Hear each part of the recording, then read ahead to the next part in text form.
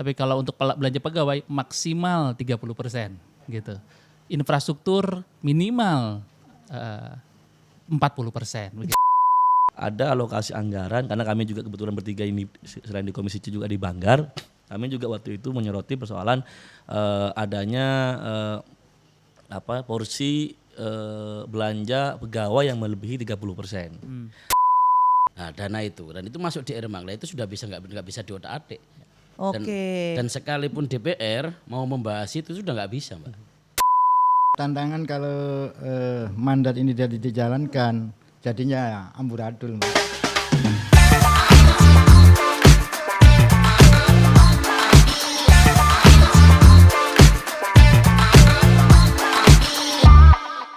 Halo, selamat pagi. Senang banget saya Gaidi Swetrianto hadir lagi nih menjumpai Anda semuanya, para penikmat podcast kami dari BPKAD Provinsi Jawa Timur. Nah, seperti biasa, kalau podcastnya udah ada, artinya kita akan memberikan informasi untuk para masyarakat yang ada di luar sana, pastinya untuk meluruskan yang nggak lurus gitu ya, untuk membenarkan yang nggak benar supaya informasinya lebih akurat. Jadi kalau mau informasi lebih akurat, dengerin podcast BPKAD Provinsi Jawa Timur. Kayak hari ini temanya agak sedikit berat nih. Kita akan menjabarkan supaya jadi lebih fun gitu ya.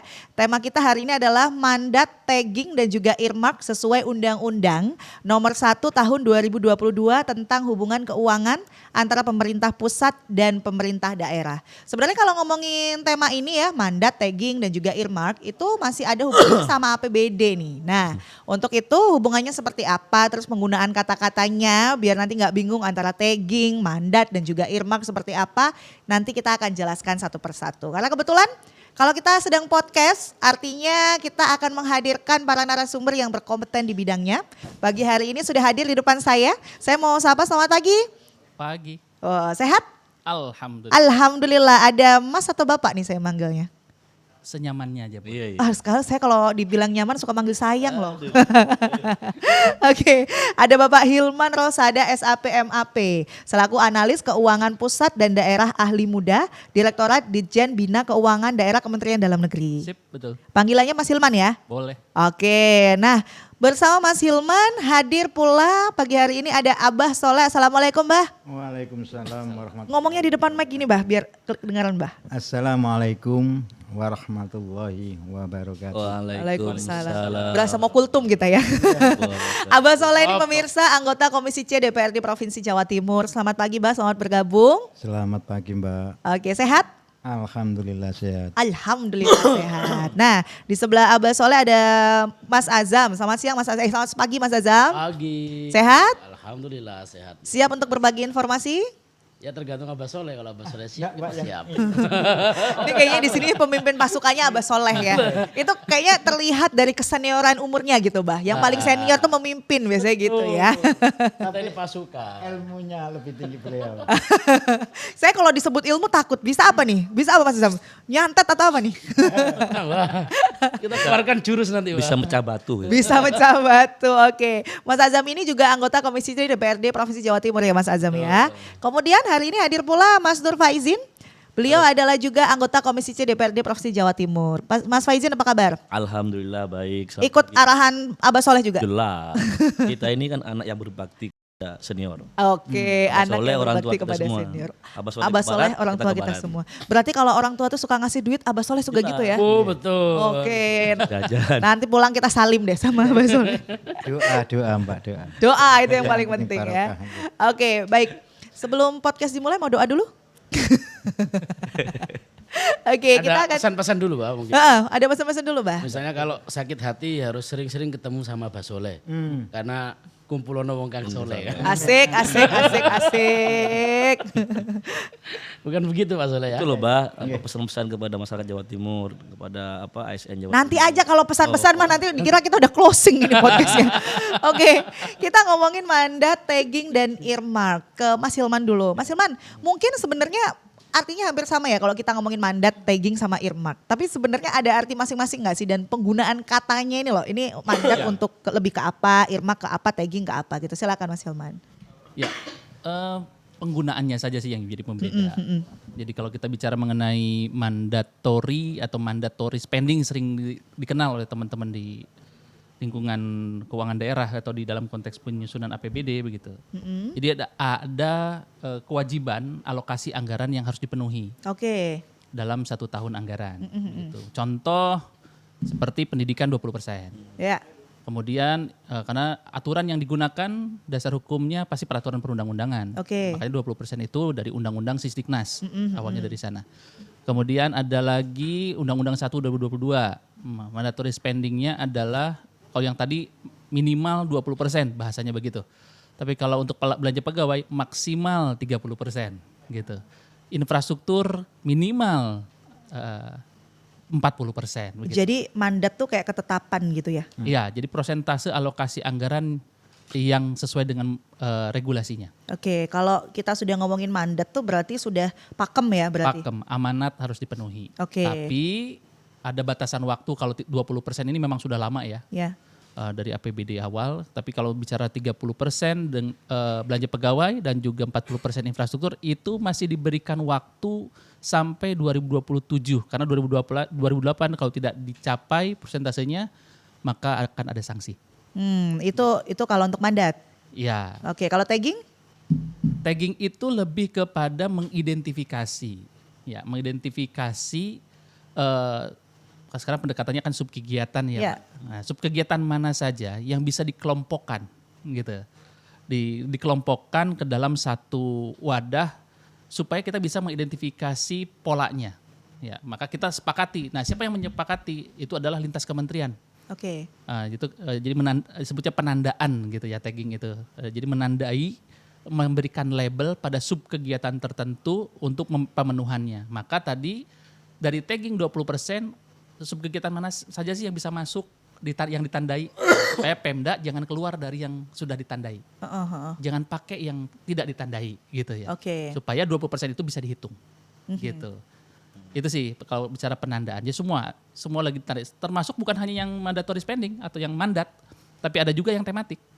Contohnya seperti inflasi, kemiskinan ekstrim, stunting, itu sekarang sudah mulai kita tandai. Kalau tidak salah di tahun 2026 ini taggingnya sudah masuk 40 taggingan dan itu akan selalu bertumbuh. Tidak membatasi, tapi hanya menandai. Cara mengeksekusinya kami kembalikan ke daerah. Oke. Jadi kalau tagging itu sama kayak nandain gitu ya. Labeling ya. Labeling ya. Iya. Oke. Nah, kalau earmark sendiri ini katanya sering disebut-sebut ini kayak kunci gitu, dikunci seperti itu. Maksudnya Ya. gimana nih Mas Ilman? Kalau earmark itu ada sumber dana tertentu yang peruntukannya sudah ditentukan. Ya, jadi peruntukannya. Jadi misalkan sekarang ada earmarking untuk pajak kendaraan bermotor. Iya. Itu 10% digunakan untuk apa gitu ya. Oh. Tapi aktivitasnya sudah apa. Nah ini juga untuk mengetahui penggunaannya untuk apa karena memang diregulasinya untuk transportasi, sarana prasarana, jalan dan seterusnya. Maka subkegiatan yang dikaitkan dengan konteks pemenuhan itu kita tandai lagi. Gitu. Jadi sebetulnya kembali ke tujuannya sama, tagging itu adalah hasil akhirnya nanti untuk mengidentifikasi. Oke. Gitu. Tapi kalau mandat itu berarti ini sudah pakem ya, contoh kayak untuk pendidikan, Betul. kesehatan, hal-hal seperti itu. Nah, Iya. sebenarnya kalau kita ngomongin APBD, balik lagi nih ke APBD sebelum ke bapak-bapak yang ada di sebelah saya. Nah, kalau ngomongin APBD, kalau ngomongin mandat, earmark, tagging, itu sebenarnya membantu untuk mengelompokkan masing-masing ini kan. Bisa mengidentifikasi Oke. siapapun stakeholdersnya untuk memudahkan, terutama untuk para bapak-bapak selaku pengawas Iya. mengetahui 20% itu dari mana sih diambilnya, Oke. sehingga kita tahu kurang itu karena memang belum teralokasi atau jangan-jangan salah rumah. Jangan-jangan dia ke earmark dulu nih. Alokasinya tuh ke tempat yang bukan di earmark atau bukan ditandai, jadi Iya. tidak bisa termasuk gitu. Oke, jadi kalau misalnya kita ngomongin tentang APBD berdasarkan 3 istilah tersebut, yang harus kita dulukan adalah mandat berarti kan? Iya dong. Setelah mandat baru kita akan labeling satu-satu begitu? Nah jadi mandat, kemudian earmark, hasil akhirnya itu di tagging. Oh, hasil akhirnya kemudian di tagging, di Ya, labelin. untuk masing-masing. memudahkan mengetahui mandatnya itu terpenuhi atau tidak, earmarkingnya terpenuhi dan sesuai tujuannya atau tidak. Oke. Jadi alat bantu sebetulnya tagging itu. Oke, tagging itu alat bantu. Saya ke Mas Faizin dulu. Mas Faizin, ini tadi sudah dijelasin tentang mandat, kemudian ada irmak dan juga tagging gitu ya. Karena sebenarnya tagging itu adalah hasil akhir. Tapi kalau kita ngomongin mandat nih, apa pentingnya mandat dalam memastikan hak-hak dasar masyarakat kayak pendidikan, kesehatan gitu bisa terpenuhi di APBD? Ya, mandat itu kan kalau tadi Mas Hilman itu sampaikan kan kalau di bahasa anggaran ada mandatory spending. Iya, oke. Misalnya anggaran kita berapa di misalnya APBD Jawa Timur ya. Dari 100% itu 20% itu minimal untuk pendidikan. Itu nggak boleh kurang dari itu. Kalau misalnya kurang dari itu nanti Mas Hilman sebagai Kemendagri pasti mengevaluasi. Oh ini anggarannya kurang ini karena itu sudah diatur, nggak boleh kurang dari itu. Nah, terus tadi persoalan untuk kebutuhan apa tadi Mas yang untuk jalan itu untuk Infrastruktur. Infrastruktur, ya, itu kan minimal 40%. Ya. Misalnya itu tidak boleh kurang dari itu. Terus juga kadang beberapa daerah, misalnya kayak Pemprov Jawa Timur, kayak beberapa yang tahu beberapa waktu yang lalu, misalnya ada alokasi anggaran karena kami juga kebetulan bertiga ini selain di Komisi C juga di Banggar, kami juga waktu itu menyoroti persoalan adanya porsi belanja pegawai yang melebihi 30%. Akhirnya waktu itu sama Kemendagri, betul kemarin di APBD itu dapat catatan, dapat evaluasi. Wah ini lebih nih, harus dikurangi nih karena emang aturannya itu tidak boleh melebihi dari 30%. Oke. Nah, itu postur-postur itu sudah diatur. Nah, tinggal BPKAD terus kemudian TAPD, dalam hal ini ada BPKAD, ada Bapenda, ada ada Bapeda dan teman-teman di Banggar itu memastikan postur anggaran itu sesuai dengan porsinya. Itu soal mandat. Nah, kalau soal tadi tagging itu kan kayak misalnya sekarang itu ada banyak program prioritas nasional kayak pengurangan stunting misalnya. Itu sudah ada sudah ada tandanya masing-masing bahwa ini peruntukannya untuk pengurangan stunting. Misalnya kayak di dapil saya Mas Hilman ini kan dapil Madura. Itu 4 kabupaten, 3 kabupatennya itu kan masuk kategori kemiskinan ekstrim. Lah, itu ada program-program yang memang peruntukannya untuk pengentasan masalah itu dan itu sudah ada taggingnya, Mbak, gitu loh. Oke. Nah, tapi sebelum ke tagging itu kan hasil akhir ya Mas Faizin. Bukan legging ya. Kalau legging yang biasa saya pakai sih memang beda ya. Kalau legging buat olahraga nih. Oke, tadi kan kalau misalnya ngomongin tagging itu kan hasil akhirnya ya Mas Faizin ya. Coba ke Mas Azam dulu geser. Mas Azam, tagging itu adalah hasil akhir. Nah saya lebih tertarik dengan kata kunci earmark tadi loh. Earmark itu kan kayaknya kita sudah ngunci keuangan terus baru dikasih di labeling gitu ya. Ini untuk apa, ini untuk apa seperti itu. Nah kalau sudah dikunci nggak bisa dialihkan sembarangan, ini mempengaruhi nggak kalau ke akuntabilitas daerah? Enggak, jadi begini Mbak. Jadi kalau earmark Fleksibilitasnya ini gitu. lebih banyak yang transfer dari pusat. Jadi kalau transfer dari pusat itu bunyinya dana alokasi khusus atau DAK ya, kita kenal DAK, peruntukannya untuk infrastruktur, ya udah di badan anggaran bunyi klausulnya tetap misalnya angkanya berapa sekian. Nah, itu tidak bisa diotak-atik. Oke. Berarti tidak fleksibel gitu ya, Mas? Tidak bisa fleksibel kalau earmark. Sekalipun kalau misalnya turunnya dari pusat itu untuk pengentasan kemiskinan ekstrim misalnya. Nah, dana itu dan itu masuk di earmark. Nah, itu sudah nggak bisa diotak-atik. Dan sekalipun DPR mau membahas itu sudah nggak bisa, Mbak. Sudah pakem ya? Sudah pakem. Jadi sudah ini tinggal nanti bagaimana kita mengalokasikan anggaran yang lain. Kalau misalnya kita mau ngomong infrastruktur, ini sudah ada DAK. DAK di suatu daerah. Ketika gubernur terus kemudian mau mengalokasikan anggaran yang sama di tempat yang sama, DPR bisa memberikan pengawasan. Itu sudah ada DAK itu, earmarknya sudah masuk gitu kan. Artinya kan kita bisa ngerem. Nah kalau kita ngotak-ngatiknya sudah nggak bisa. Nah, dari perencanaan yang awal tadi Mbak, dari perencanaan di badan anggaran, ini anggaran untuk apa, mulai dari mandat, terus kemudian yang earmark ditunjukkan biasanya memang sama TAPD, ini yang sifatnya earmark. 1, 2, 3, 4. Nah yang setelah itu baru pembahasan yang anggaran yang ada. Baik sisa dari transfer kas pusat maupun PAD dan APBD yang ada, akan kebutuh.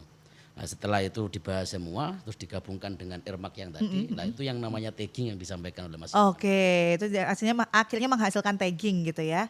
Ya. Baik. Mbak Soleh, wah saya bingung nih kalau Mbak Soleh nanya apa ini. Doa supaya cepat dapat jodoh gimana Pak? Ya itu. Kayaknya kalau Abah Soleh lebih pengalaman ini masalah ini ya. Abah Soleh, ini kalau boleh nanya prakteknya kan tadi kan secara ini sudah dijelaskan ya, secara teori sudah dijelaskan tentang bedanya mandat, tagging dan earmark tadi ya. Nah, tapi kalau secara prakteknya ya Bah ya, apa tantangan yang paling umum dihadapi di daerah itu dalam menerapkan ketika kita mau nerapin mandat, earmark, tagging gitu Bah? Kewajiban belanja ditentukan oleh regulasi mandat, misalnya anggaran kita di kesehatan 20%, ya harus kita jalankan. Dan untuk pendidikan contoh 25% ya harus dijalankan itu. Oke, tantangannya apa Bah kalau ditemui di lapangan dalam penerapan ini Bah? Tantangan kalau mandat ini tidak dijalankan jadinya amburadul Mbak. Bener sih nggak salah ya. Oke. Tantangannya itu berbagi ya Pak. Iya. Berbaginya yang agak susah Pak. Betul. Coba Mas Azam dibantu Mas Azam. Tantangan yang kita temui langsung kalau di tantangan yang lapangan. selalu kita hadapi ketika kita harus membahas anggaran itu berbaginya Pak. Oke. Artinya berbagi ini anggaran ini kan ya yang namanya anggaran apalagi untuk pembangunan ini kan pasti selalu kurang. Betul. Ya kan begitu? Iya. Apalagi kalau kita mau ngomong soal pendidikan. Pendidikan itu 20% dari postur anggaran yang ada. Dari apa namanya fiskal yang kita punyai. Kan begitu. Tapi kalau secara ideal ya pastinya kan 20% dari fiskal yang kita miliki itu pasti kurang. Ngomong soal kebutuhan pendidikan yang ada di Jawa Timur. Oke. Nah, jadi yang selalu menjadi tantangan adalah dari postur anggaran yang ada itu berbaginya agak susah. Yang satu mintanya sekian, kebutuhan sekian. Oh ternyata dari kebutuhan sekian ini bukan 20 tapi sudah 30% dari kemampuan fiskal kita. Ini ngomong pendidikan misalnya. Terus kemudian ngomong kesehatan misalnya. Kesehatan ini sudah direncanakan ABC semuanya, plannya sudah ketemu, sudah masuk semuanya. Kemudian ditemukanlah kebutuhan anggarannya berapa. Ternyata ketika dihitung dari kemampuan fiskal ini sudah 15% misalnya. Oke. Nah, tantangan-tantangan yang selalu kita hadapi dan kita temui di Bangga itu selalu begitu. Nah, untuk mensinkronisnya gimana tuh, Mas? Ya akhirnya kan ada beberapa hal yang harus kita teliti lebih dalam. Maka ini belum mendesak misalnya gitu. Lah ini anggarannya dialihkan dulu, digeser dulu sampai ketemu di angka 10%, di angka 20% sesuai dengan mandatnya kan begitu. Ya kan? Lah kesulitannya di situ kita. Andai kata APBD kita itu loss tidak terbatas misalnya transfer dari pusat. Kita punya kemampuan PAD 17 misalnya. Terus kemudian kita sudah mulai berhitung. Berbicara soal mandatori, terus kemudian earmark apa semuanya ternyata kebutuhan kita sampai 50 triliun misalnya. Andai kata transfer dari pusat, terus kemudian sesuai dengan kebutuhan kita itu tidak susah. Nah yang menjadi susah hari ini kan ya bagaimana kita bisa memaksimalkan anggaran yang ada, tapi semuanya terpenuhi. Betul. Ya kan, mandatnya terpenuhi, terus earmarknya bisa berjalan dengan ini. Yang kemudian apa anggaran yang ada itu bisa dimanfaatkan sebaik-baiknya dan untuk kepentingan yang lebih besar. Oke. Meskipun anggarannya tidak banyak kan begitu intinya. Tapi bisa digunakan untuk segala aspek gitu ya, semuanya rata. Begitu Pak Soleh, bener kan? Betul Pak Soleh? Oke, mantap Pak Soleh. Tadi Pak Soleh bisikin kayak begitu tadi. Oke. Tadi doa cari jodoh sudah dibisikin juga Mas. Kalau itu agak panjang makanya tak simpen. Kalau itu nanti di WhatsApp aja ya. Oke. Saya balik lagi ke Mas Hilman. Mas Hilman, regulasi pemerintah pusat dengan pemerintah daerah itu seringkali beda ya. Ada beberapa perbedaan begitu ya. Nah, bagaimana caranya pemerintah daerah, kita ngomongin pemerintah daerah ya Provinsi Jawa Timur untuk menyeimbangkan dua hal itu supaya tidak terjadi bentrok? Sebetulnya kalau kita bicara beda secara kebijakan sebetulnya tidak. Karena bahasa yang digunakan itu antara pusat dan daerah adalah sinkronisasi atau penyelarasan. Oke. Kalau penyelarasan itu kan nggak harus seragam. Caranya boleh beda, tapi tujuannya sama. Nah gitu. Jadi sinergitas antara pusat, provinsi dengan kabupaten kota, mari kita selaraskan gitu. Makanya dalam konteks perencanaan pembangunan itu ada tahapan namanya musyawarah bertingkat begitu sampai ke level provinsi, bahkan kalau di level pemerintah daerah. Jadi secara kebijakan tidak bermasalah gitu ya. Nah, kalau kita kembali kepada diskusinya adalah berkaitan dengan tiga tema tadi, sebetulnya tipsnya adalah untuk tahun 2026 kita harus mulai membiasakan membuat suatu matriks perbandingan atau persandingan antara sumber dana dengan target atau subkegiatan, target dan belanjanya. Sehingga kalau ada sumber dana yang menurun, targetnya meningkat, targetnya atau yang disalurkannya ternyata sesuai atau tidak sesuai, kecil atau besar, maka kita sudah tahu yang terdampak itu subkegiatan mana, target yang mana, dan belanja yang mana.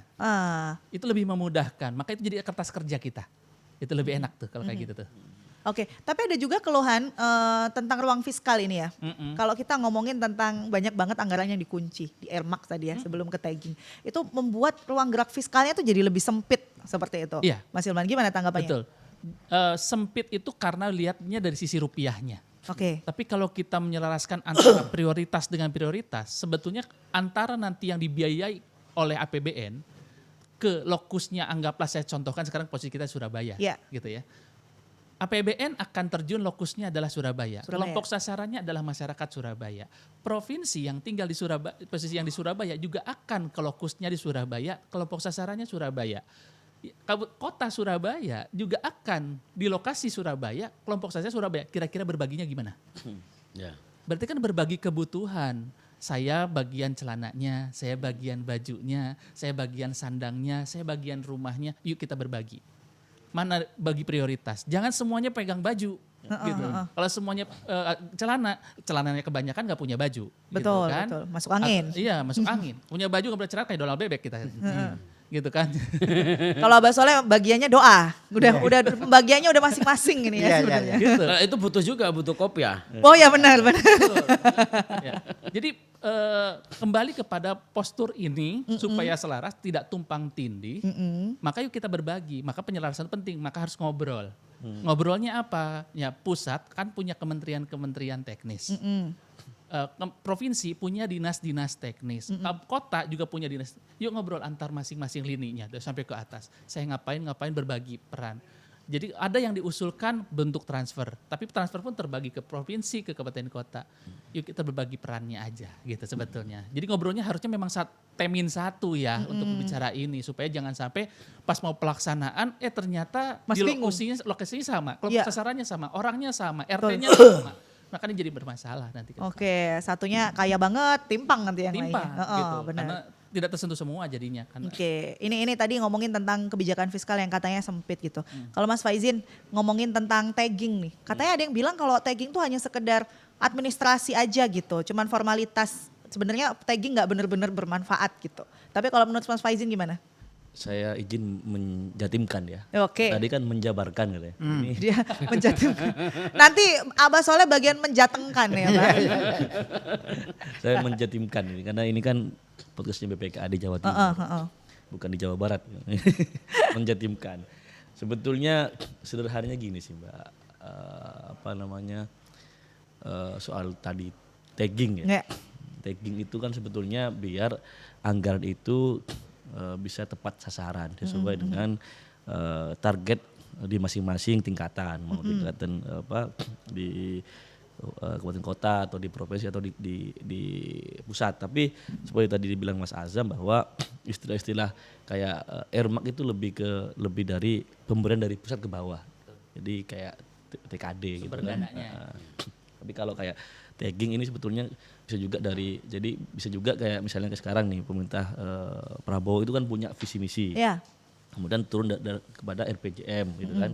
Kemudian turun kepada program-program kegiatan yang kemudian dilaksanakan oleh kementerian terkait.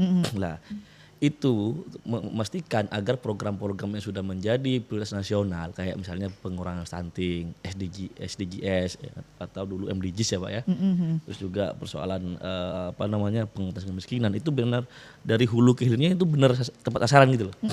Karena sudah ada labelingnya. Wah, ini program bisa ada di dinas apa aja, bisa ada di kementerian apa aja, tapi tujuannya ini loh. Tujuannya untuk mengurangi kemiskinan. Bahwa misalnya nanti soal kemiskinan itu banyak di handle oleh Kemensos, itu soal lain. Tapi tugas pembangunan kebijakan itu tidak hanya fokus Kemenkes, bisa juga dari kementerian-kementerian lain yang itu bisa membantu pemerintah mengurangi kemiskinan itu. Oke, jadi sebenarnya ini bukan cuma formalitas gitu ya, bukan cuma untuk administrasi, ada pentingnya juga gitu kan. Oke, Mbak Soleh.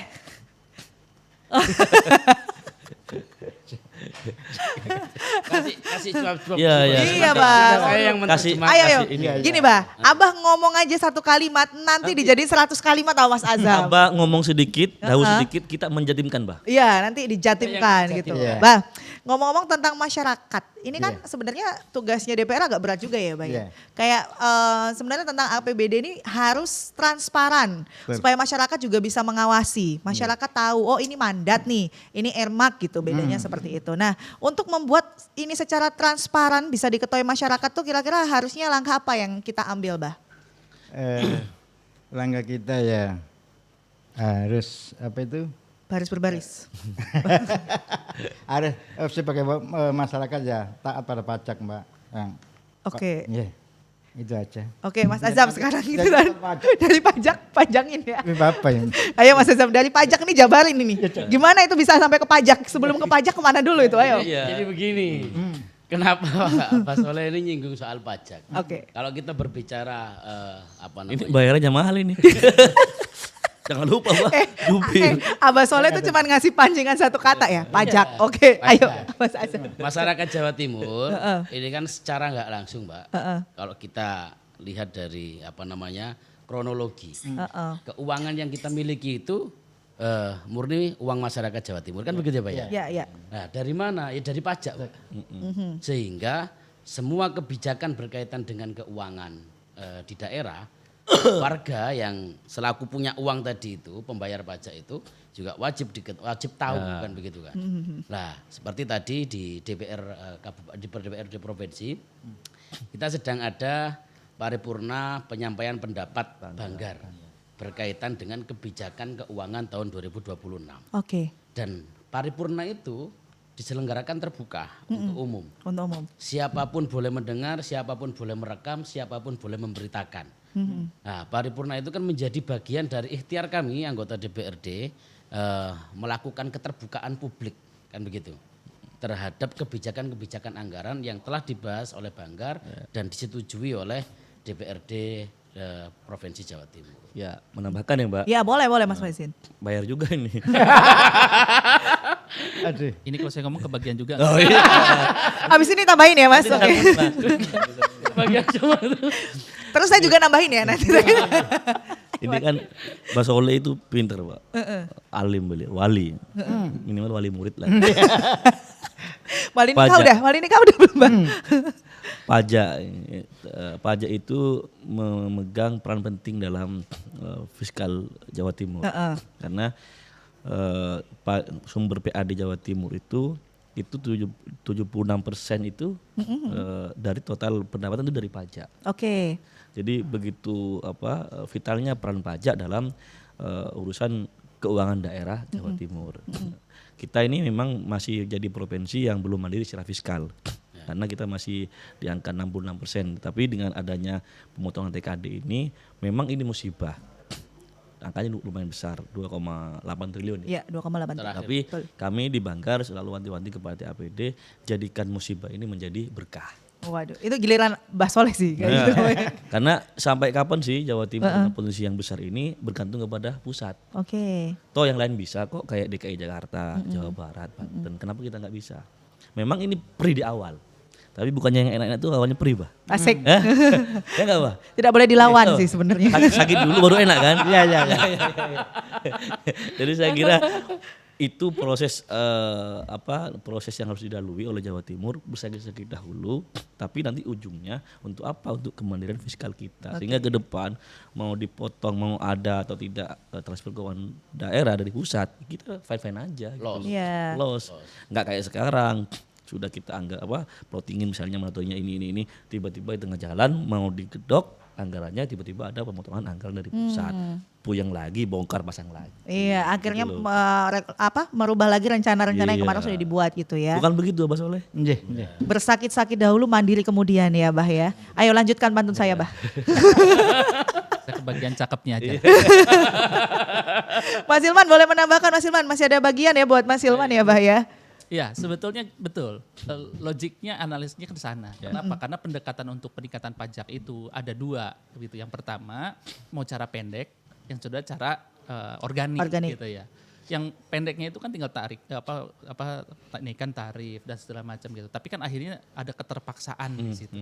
Tetapi kalau bicara organik itu kan ada satu pendekatannya adalah pertumbuhan ekonomi makro dan seterusnya, kelangkaan tingkat pengangguran kah, pendekatannya IPM kah, atau inflasi kah, atau daya beli masyarakat. Itu kalau kita sudah fasilitasi itu semua, daya beli masyarakat sudah kita pikirin, kebutuhannya kita pikirin, itu masyarakat bayar pajak sudah tidak perlu disuruh lagi. Itu yang dikategorikan organik, pendekatan ekonomi makro. Jadi lebih memudahkan tingkat kesadaran itu, walaupun pajak sifatnya definisinya memaksa, tetapi kalau sudah dipenuhi kebutuhan masyarakatnya, feedbacknya adalah berarti mereka patuh terhadap bayar pajaknya. Oh ya, ternyata ada bukti nyatanya ya, saya bayar pajak berarti gitu kitanya ya. tempat sasaran dulu kepada masyarakatnya, kebutuhannya dipenuhi, tidak harus maksimal, minimum pun mereka sudah bisa merasakan sarana dan kebutuhannya. Maka itu pun berarti oh ya, ternyata udah jadi wujudnya terlihat, maka saya bayar pajak supaya fasilitas kita lebih bagus. Ya, gitu ya Mas ya. Oke. Kalau balik ke tema kita hari ini tentang mandat, Ermak dan juga tagging nih. Inovasi apa nih menurut Mas Hilman yang harusnya kami kembangkan gitu ya? Perlu dikembangkan Provinsi Jawa Timur aja lah kita ngomongnya, nggak usah jauh-jauh ya. Supaya masyarakat ini bisa memahami ini mandat, ini Ermak, ini tagging gitu ya. Jadi nggak ada lagi kayak wah ini tagging mah cuman buat formalitas, administrasi aja gitu. Iya. Tagging itu kita mulai terjadi di 2 tahun sebelumnya. Karena waktu kita mau identifikasi ini sebetulnya untuk 20% itu dari mana aja sih, untuk apa aja sih begitu ya. Maka langkah yang pertama itu kita buat tagging, memudahkan dulu supaya tujuan tadi dari sumber dana yang sifatnya irmak, dari tagging yang sifatnya amanat begitu kan. Kemudian kita buatkan satu pengelompokan supaya Pemda itu dulu atau yang pelakunya tahu akan menggunakan subkegiatan yang mana. Nah PR-nya adalah berikutnya nanti akan kita lihat kualitas belanjanya seperti apa. Dari target tadi, capaian targetnya sesuai atau tidak dengan belanjanya.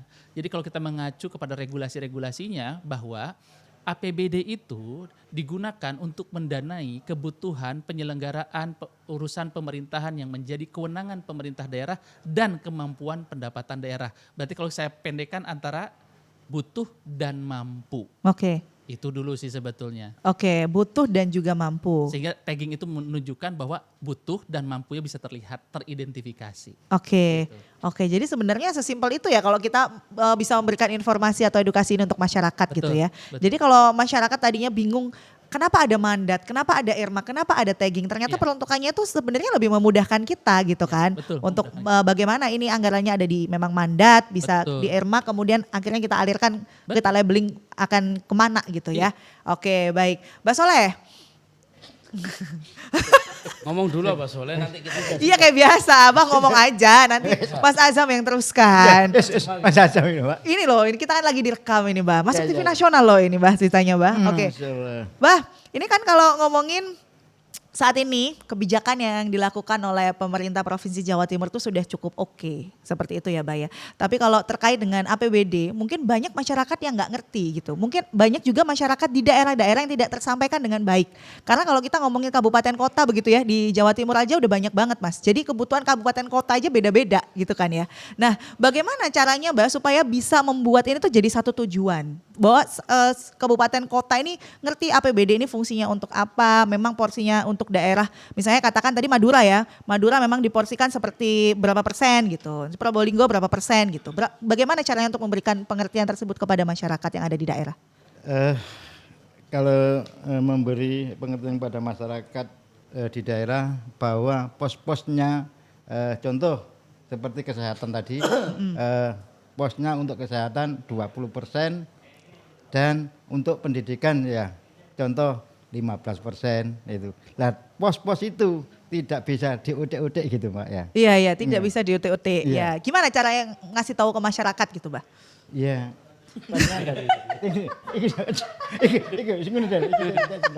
Oke, ayo Mas Azam kerja, Mas Azam. di sini kan ada reses gitu Iya, Pak. Coba disampaikan Pak. Sudah. Gue tambah keliru. Kerja Mas Azam. Iya, kerja. iya. Enggak gitu ya, permasalahannya gini pemirsa. Abah Soleh ini agak pemalu orangnya. Iya. Introvert gitu ya. Jadi memang temennya kadang suruh ngomong. Masih ini Mbak masih Soleh itu bukan vokalis, Mbak. Oh iya Tapi iya. beliau itu apa namanya? musisi. Pendoa. Bukan mendoa, tapi kalau ada orang ini miskin. Drummer. Oh, Suka peramal. berbagi. Oke. Mas Azam gimana Mas Azam? Ini yang paling susah ini kan ngasih pengertian ke masyarakat sebenarnya. Ya. Apalagi masyarakat yang ada di daerah. Ini kok kayaknya anggaran kita lihat berapa T itu gede banget gitu. Ini sampai sini kita nggak dapat apa-apa gitu seperti itu. Jadi begini, jadi anggota dewan itu kalau sudah ketemu sama konstituen itu N-nya hilang. Iya. N-nya hilang apa kira-kira jadinya? Bukan. Apa? Dewan gitu kan. Oh dewa. N-nya hilang. Dewa jadi dewa ya. Jadinya dewa. Iya. Jadi semuanya harus tahu. Mm-mm. Kebijakan apapun anggota dewan itu pasti dipikir sama konstituen kita itu tahu. Heeh. Sehingga di setiap kesempatan kita ketemu dengan konstituen, pasti semuanya ditanyakan. Jangankan yang urusan anggaran. Anggota dewan bisa ditelepon oleh konstituen hanya gara-gara disuruh ngurus surat cerai itu kejadian. Curhat ya. Ini yang nikahin siapa gitu kan. Yang suruh ngurus surat cerai siapa gitu kan. Dan kita di DPR kita punya reses, terus kemudian kita punya beberapa program sosialisasi. Ya, sosialisasi. Dan pada kesempatan-kesempatan begitu kita selalu sampaikan. Karena pada kesempatan reses atau kesempatan kita ketemu dengan konstituen, pasti mereka akan tanya, Mas dalanku rusak, Mas apa namanya sekolahku ambio apa dan sebagainya, itu selalu menjadi keluhan. Dari keluhan-keluhan yang begitu yang kemudian kita harus menjelaskan kepada apa namanya konstituen kita bahwa kebijakan keuangan kita di tahun ini seperti ini, kita harus berbagi. Jalan kita masih lumayan lah, jenengan naik tidak jatuh gitu kan. Di beberapa daerah di sini, wah ini parah. Maka yang harus kita prioritaskan adalah jalan yang parah. Oke. Nah, misalnya begitu. Jadi bahasa kita yang harus lebih kita tata agar satu tidak terjadi ketersinggungan terhadap konstituen kita.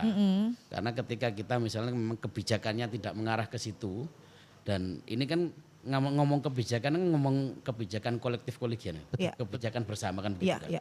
Dan nggak mungkin kita ngomong ke konstituen bahwa Bapak ini kesepakatan bersama bahwa pembangunannya tidak di sini, kan nggak bisa begitu. Iya betul. Ya kan? Harus dengan kalimat yang persuasif kayak membujuk begitu Harus ya. lebih persuasif. Maaf ya. Karena kalau modelnya begitu apa namanya konstituen akan ngomong berarti DPR gak entos kerjoe, gak iso merjuangno dalan. Ya kan sesimpel itu bahasa di masyarakat. Betul. Maka yang harus kita perhatikan adalah begitu misalnya tahun ini misalnya tahun 2026 kita datang di suatu daerah di Pasuruan misalnya, yang kebetulan di situ ada kebijakan soal normalisasi sungai misalnya. Sudah berarti itu genjot aja. Yang kita jadikan alasan, mohon maaf karena Jawa Timur ini ada 38 kota kabupaten. Tahun ini di bulan ini Pasuruan masih kedapatan normalisasi sungai. Karena ini kebutuhannya mendesak. Yang sebenarnya ada anggaran untuk ini kita jelaskan satu persatu. Tapi kan gantian. Karena Jawa Timur ini banyak, nggak mungkin semuanya ditaruh di Pasuruan semua. Nah, hal-hal yang begitu yang selalu kita sampaikan. Nah, jadi kalau ngomong soal kapan kita akan menjelaskan kepada warga, setiap kita ketemu warga yang ditanya pasti anggaran, Pak. Betul, setuju. Itu setuju banget. Nah ini juga salah satu cara yang sosialisasi ya, ini kan kita ditonton oleh masyarakat Jawa Timur. Ini menjadi bagian dari salah satu cara. Kalau tadi Pak Faizin menyampaikan bahwa Abah Soleh itu bukan apa namanya vokalis. Abah Soleh itu kalau ketemu sama warga, semuanya diceritakan dengan gaya khas beliau. Nongkrong cangkruan, ngene lho rek tak ceritani awakmu lah. Saya belum lihat tapi gayanya hari ini ya. Kalau tidak ada kamera biasanya, Abah Soleh itu ngomongnya lebih luas. Lebih lancar ya. Iya ini demam kamera aja sih sebenarnya. Demam kamera. Abah Soleh ini masih belum lama aja berhadapan dengan kamera gitu kan. Jadi masih agak kaku. Iya betul sekali. Kalau Mas Azam, ini ya mantan pemain sinetron. Atau kan sudah ada film kita itu. Apa itu? Yang Azam itu loh. Mas, maaf Mas saya nggak tahu kalau Azam saya tahu. Oke, jadi salah satu contohnya adalah memberikan sosialisasi untuk masyarakat lewat podcast seperti ini. Terus tadi teman-teman Dewan juga terjun langsung ke masyarakat ya untuk memberikan pengertian juga. Ini adalah salah satu cara-cara untuk menginformasikan ke masyarakat. Kadang-kadang kan kalau masyarakat di daerah tertentu tuh nanya, itu kok duitnya banyak banget kita nggak dapat apa-apa gitu. Nah, teman-teman Dewan ini sudah banyak sekali melakukan apa ya istilahnya kayak jemput bola turun ke masyarakat memberikan penjelasan-penjelasan seperti itu. Baik, di tema kita tentang mandat, tagging dan juga Air Max ini kita sudah ini seru banget tapi ya waktu juga yang harus memisahkan. Jadi saya mohon untuk masing-masing dari narasumber untuk menyampaikan closing statementnya. Mas Hilman silahkan. Ya, kalau kita mulai dari 3 istilah tadi, memang istilah ini hanya dikenal di lingkungan pemerintahan daerah saja, begitu ya.